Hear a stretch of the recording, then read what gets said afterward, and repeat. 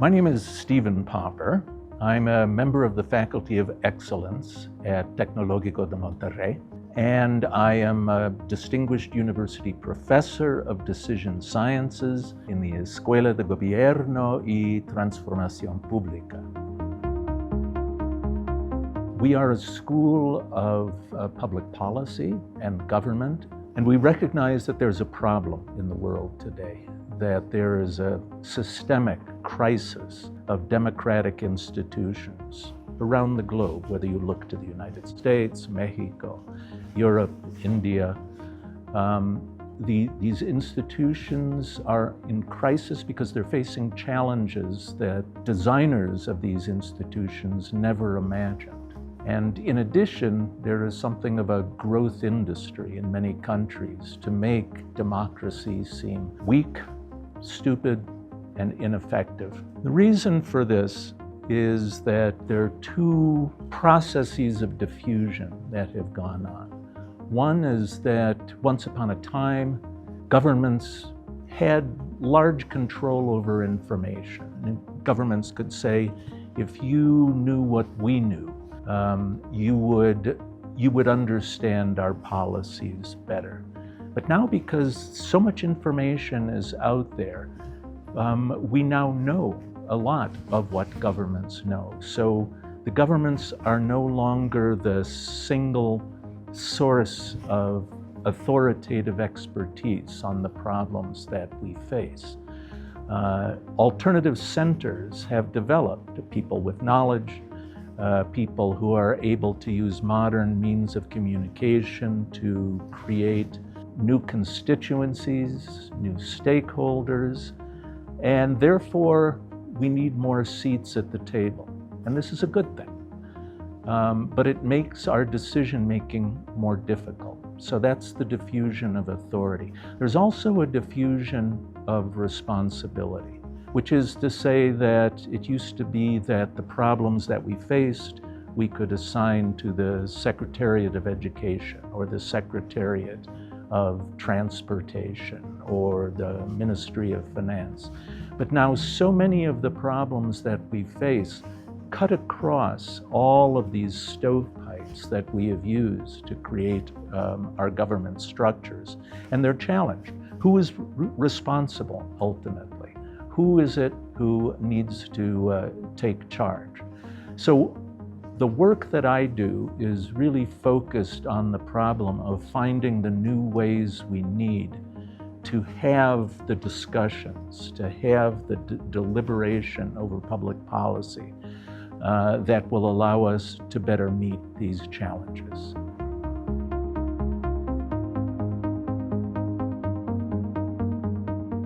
We have today many means for assisting decision-making, principally all of the powerful computers that we have developed. In my view, there are three ways in which computers can help us deal with the problem of supporting democratic institutions of governance. One is to improve our ability to forecast. Another is to create expert systems, which is to say AI systems that could actually, make many of the decisions that are currently made by humans. I think both of those are problematic for different reasons. So I favor the third way, which is a human-in-the-loop approach. We use computers in order to support the discussions, the deliberation, the planning that humans do. They don't become the deus ex machina, they become our assistants. Let me talk a little bit about some of the problems we have with forecasting. The first of these problems is that it's really beyond our current means. It's very difficult to do, and I'll talk a little bit about how the dynamics of change mean that it's the very systems that we depend on are constantly changing. It becomes overwhelming when you think about the many different possible futures that there could be. And even more than we can imagine. Each day when we pick up the newspaper, we realize that there are more futures. And predicting also is subject to human biases. But the biggest problem that I have with forecasting is that it focuses on a different problem than the one that is really the one that we're interested in. Ultimately, it's not that we want to know the future. I mean, yes, we would like to know the future, but if somebody came up with a prediction, we would have a difficult time actually believing it. We would hold back. What we're really interested in knowing is the answer to the question, what short-term actions can I take today that would be consistent with our long-term goals and objectives across many different futures? And if we focus on that as the real question, it gets you out of the need of having to play the prediction game. The problem with forecasting and relying on predictions is it locks us into a decision, a way of thinking that is really not very well suited to our present purposes. If you have a prediction, then what you do is you try and find the best strategy. You optimize, you maximize. But that's a strategy that really breaks down in the face of what we sometimes call wicked problems. We are faced with deep uncertainty, not just ordinary uncertainty, not just the uncertainty that we face every day in our lives, but an uncertainty for which we have no information. We don't even understand how the systems work. We can't attach probabilities to different outcomes, and therefore so much of the analytical machinery breaks down. In addition to which, the problems that we face are not problems that we can just face objectively. We face controversy over goals, priorities, interests, fundamental assumptions, and worldviews. In addition to which, very often, we're not interested in a bottom line. That is to say, we care about the environment and we care about economic growth. So what we should be doing in situations like that, when we have many goals, is instead of searching for optimal solutions, for best solutions, we need to search for robust solutions. Optimal solutions are brittle to future events. They have assumptions behind them. And what we want are solutions to our problems, courses of action that seem to meet satisfactory criteria across a wide range of possible futures.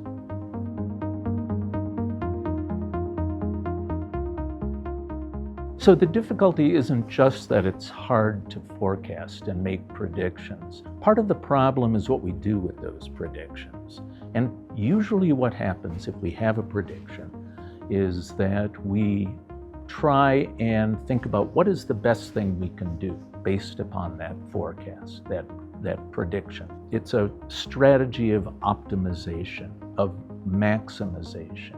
And the difficulty with that is that that strategy breaks down in the face of wicked problems. What is it that makes a problem wicked?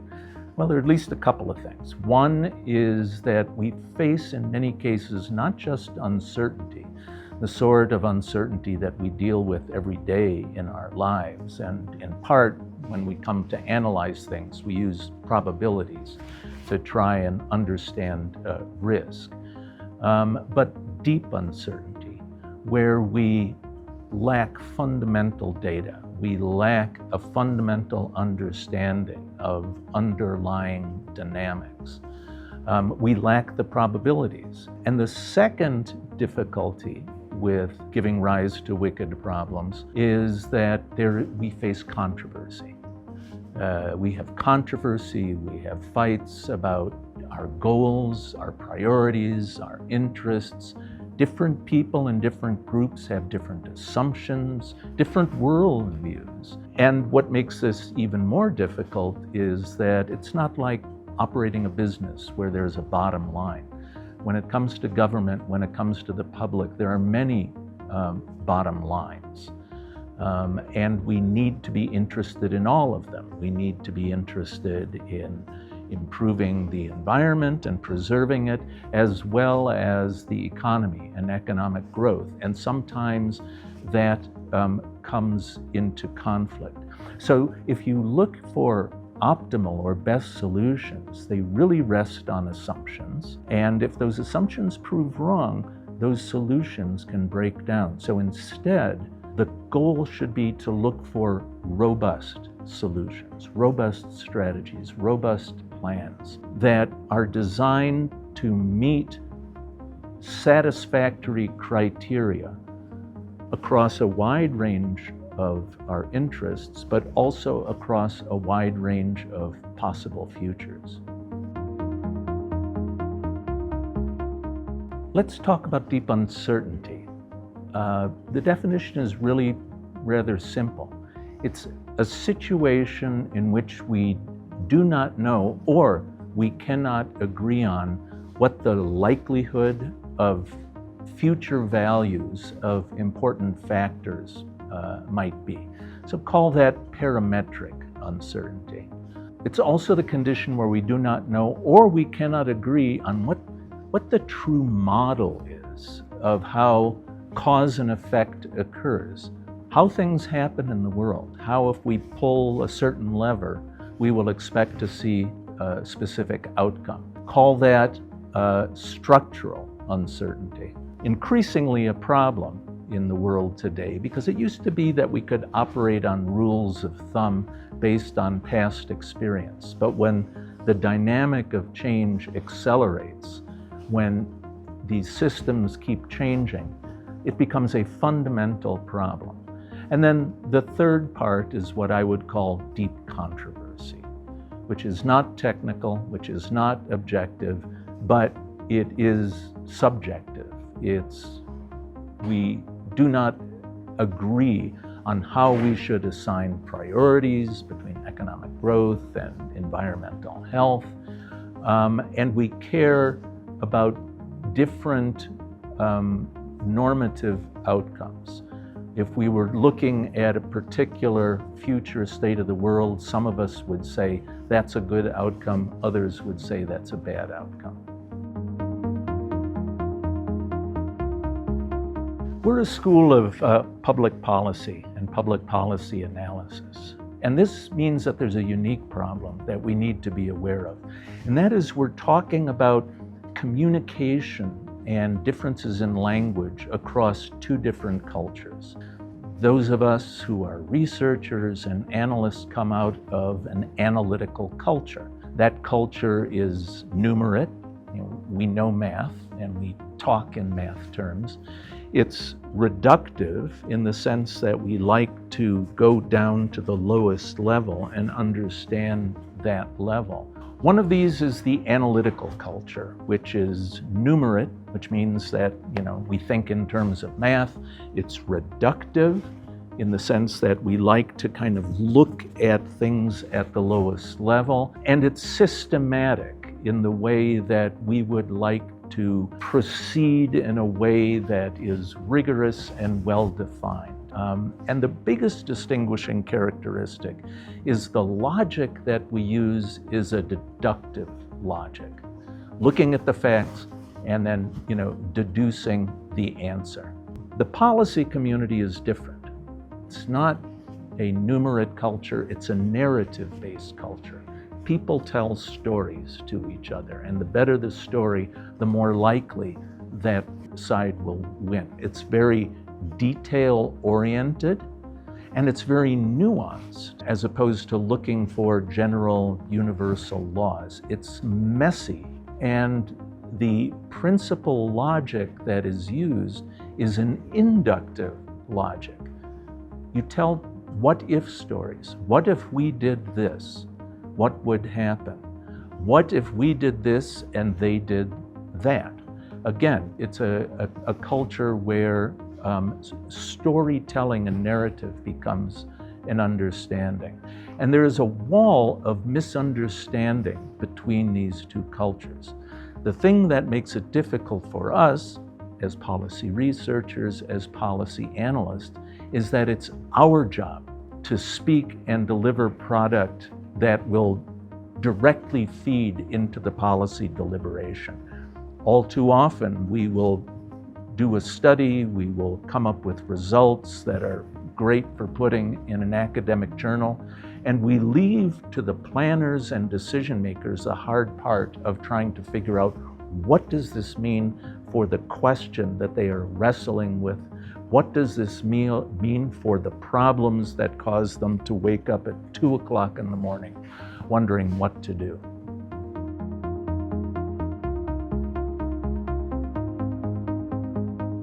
So what should we do with our limited resources for understanding the problems that we face?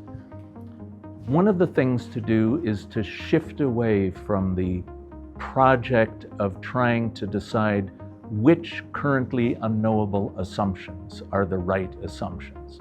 Again, the problem of prediction. And instead, to focus on solutions, to ask ourselves the question, given that we don't know which assumptions are right, what can we do about our strategies and our plans so that they are likely to be successful? Again, the underlying concept is to develop courses of action that are robust. What you need to do is to have a process by which you determine the robustness of possible solutions without the need for prediction, without having available the probabilities. And there are a few simple steps for doing that. One is very simple, but it's profound, and that is to begin at the end. Again, in the analytical culture, you see a problem, and the first thing you want to do is to start drawing arrows on the whiteboard and writing a model of the system. It includes this and that, and this affects the other thing, and so on. Instead, the first question should be, what will the result of the analysis be used for? Who needs to know what in order to better understand not only the choices that they have, but how best to choose among those choices? So you begin a process of exploration, very often computer assisted, but we do have non-quantitative ways of doing this, in which you look at both alternative solutions and alternative assumptions. And then the computer becomes very useful in doing many dimensional searches across many, many different cases. We could do this plan A, plan B, plan C. We could do it against this future, that future, or the other future. And then what we do is we then test how well alternative plans perform against these different futures.